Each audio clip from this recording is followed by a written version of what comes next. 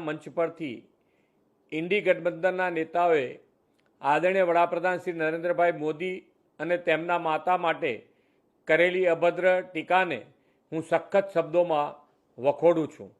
રાહુલ ગાંધીના નેતૃત્વમાં કોંગ્રેસની માનસિકતા કેટલી હદે નીચલા સ્તરે ઉતરી ગઈ છે તે આવા અશોભનીય નિવેદનથી દેશ સમક્ષ છતું થઈ ગયું છે.